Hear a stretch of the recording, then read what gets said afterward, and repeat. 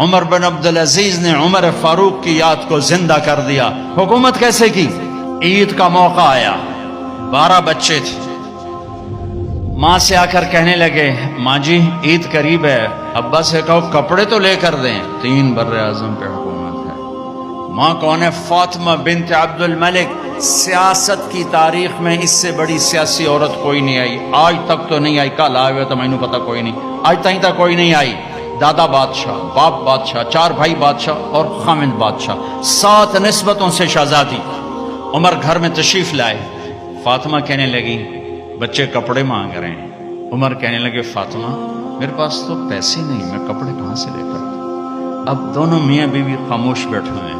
فاطمہ کہنے لگی ایک ترکیب میرے ذہن میں آئی ہے، کہو کہ اگلے مہینے کی تنخواہ ایڈوانس لے لیں، میں اس سے کپڑے بنا لیتی ہوں اور روٹی کا خرچہ مزدوری کر کے نکال لوں گی۔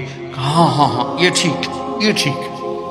باہر نکلے ان کے خزانچی مزاحم، ابھی انہیں کی تربیت یافتہ مزاحم بھائی وزیر خزانہ کا جی بھائی ہمیں اگلے مہینے کی تنخواہ ایڈوانس دے دیں، ہم نے بچوں کے کپڑے بنانے ہیں۔ انہوں نے کہا امیر المومنین ابھی دیتا ہوں، بس آپ لکھ کے دے دیں کہ آپ 1 مہینہ زندہ رہیں گے، پھر میں دے دوں گا۔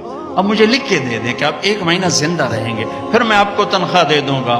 چپ ہو گئے، ایک لفظ نے کہا اللہ تیرا بھلا کرے۔ گھر آ کر فرمایا فاطمہ بچوں سے کہہ دو کہ تمہارا باپ کپڑے لے کے نہیں دے سکتا۔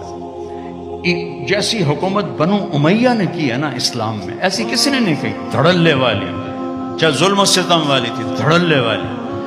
اب خاندان عید کی نماز کے بعد ملنے آ رہا ہے شاہی کر و فر میں، اور بچے بھی ملنے آ رہے ہیں سادہ لباس میں۔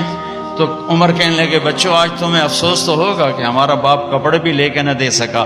ان کے ایک بیٹے تھے عبد الملک، یہ باپ سے بھی 2 قدم آگے تھے، کہنے لگے ابا جان آج ہمارا سر بلند ہے کہ ہمارے باپ نے خیانت نہیں کی، خیانت نہیں کی۔ اس کا صلہ کیا ملا کہ جیسے 14ویں کا چاند قبر میں اتر آیا ہو۔